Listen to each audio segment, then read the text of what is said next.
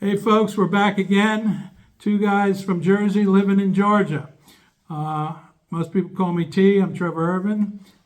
I'm Steve, but a lot of people call me, well, particularly him, he calls me Volcano all the time. Yeah. Because he's a lunatic.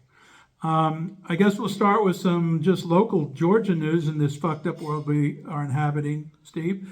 So, what's happened with the Georgia voter issues? Well, of course, as we've seen in the news, the federal government decided to go. The FBI raided the Fulton County Elections Office, along with was it Christy Nome that was with them? Yeah, Sounds kind of illegal, if you ask me.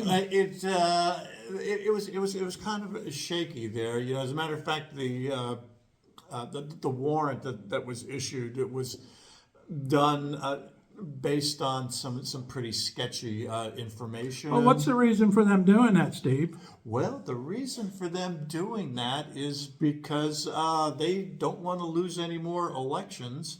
And the way to not lose elections, if you're a Republican, Is to cheat. well, is to keep black people from voting.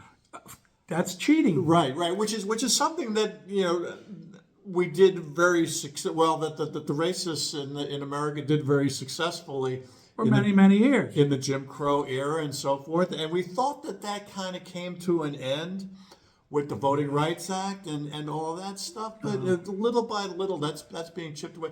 But basically, what they're doing is they're providing, or they're trying to come up with a pretext to seize the votes from Fulton County in this election, in the 2028 election, because Fulton County has the highest concentration of black votes in the state of Georgia. And God forbid, Georgia should go to a Democrat again in another presidential election. So let's see this for what it is. It's just another racist move to suppress the vote and control the outcome of the elections.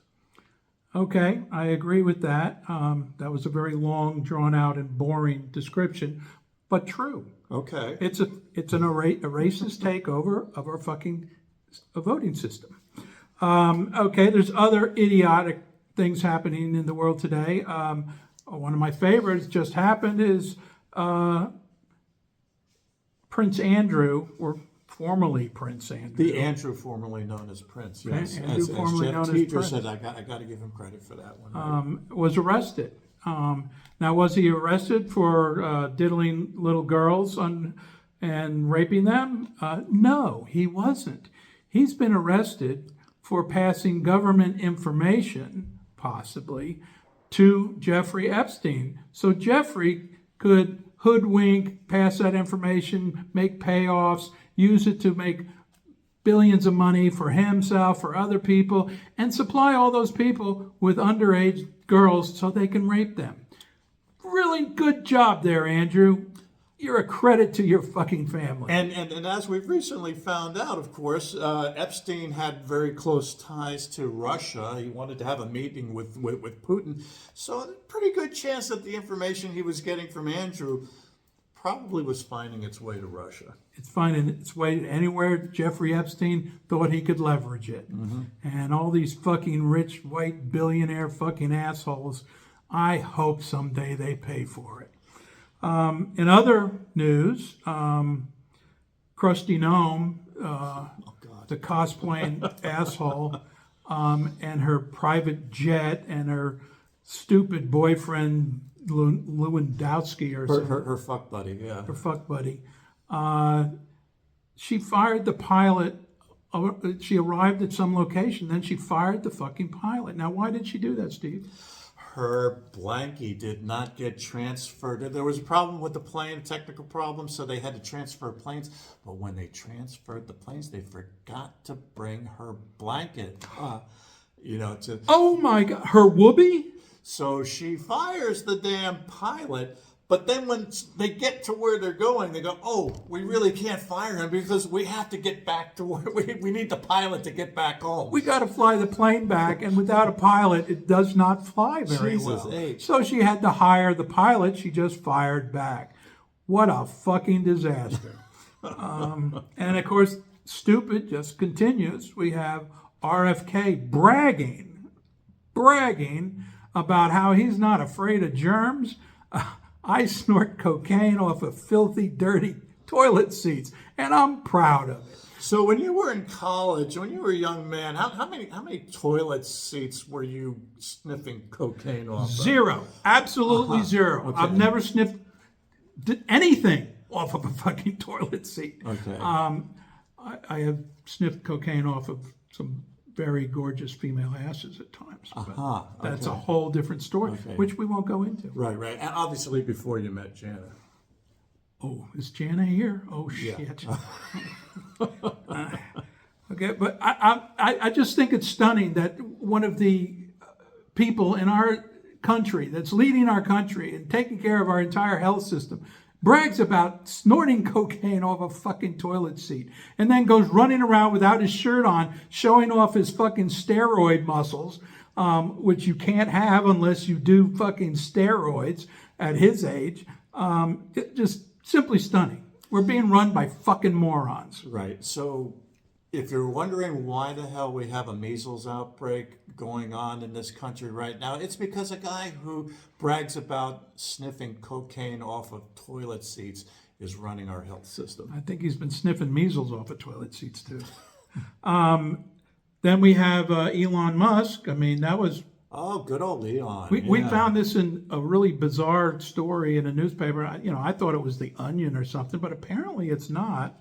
Musk tells his employees that his super intelligent AI needs a moon factory with a giant catapult to fling his hardware into orbit. I think they should fling him into orbit if they ever get this thing up and running. So the theory here is since the moon has less gravity than the Earth does, you can just launch something into space with a catapult. But there's a drawback to that. Yes, we read that somebody had commented, some actual scientist who knows something, that the force it would take to fling a satellite or whatever the hell he's flinging it out into orbit, the force it would take would be so immense that it would turn the entire thing to dust before it made it to the orbit. I mean, they're really thinking this shit through. Personally, people, I'd never ride in a Tesla. It sounds dangerous. What else we got here? Well, Trump and his wind power. Oh, the wind power. Yeah. He doesn't like that, does he, He does Steve? not like it. Apparently, he does not.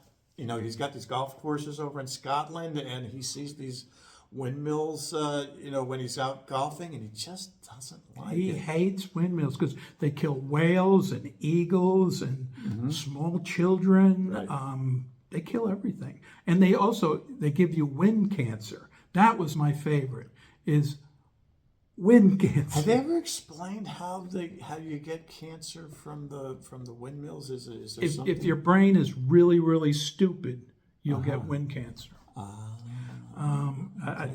And then we have the breaking one, which I personally broke. It's an incredible story that my intrepid reporting managed to dig up.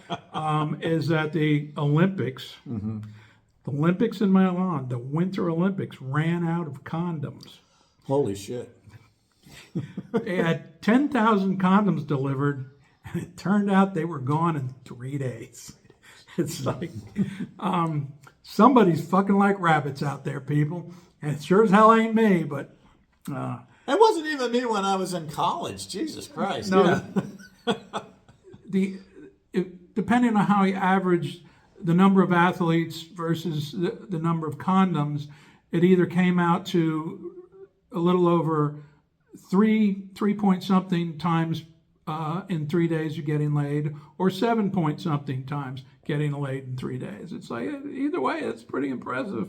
So who got the gold medal for sex? That's what I want to know. I think it was some guy from Canada named Big Woody. Big Woody. Wow. You can read all about it in my Substack. Which has an excellent illustration. Yeah, it does. Which actually my brother came up with the idea. I won't spoil it. No spoilers. He didn't do it. It takes real talent to do it. But, Right. But he came up with the idea. Another Olympic story is Eileen Gu, who I'm really not all that aware of, but apparently she is the most decorated freestyle skier in Olympic history, which means she's pretty fucking good. And she was born and raised, I believe, in America, what have you. California girl. Yep. Normally those people would represent the United States, They wouldn't would. they? They would.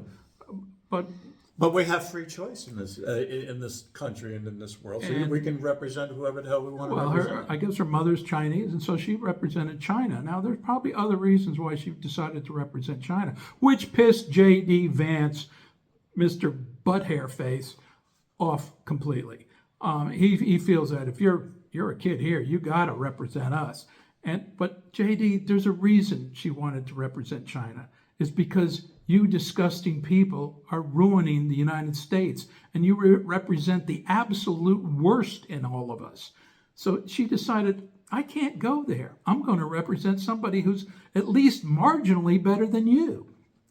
It's really kind of sad when Olympic athletes, go somewhere and they have to basically apologize for being an American, because that's not us, that's our government. Please don't associate us with the insane baboon who's in the White House here. I like it when somebody does something that somebody doesn't like, and the politician said, they're supposed to represent us, and this is non-political. Olympics are non-political. There's no, you're supposed to take politicals out of it, even though you're telling somebody to stop something because you don't like it, which is political.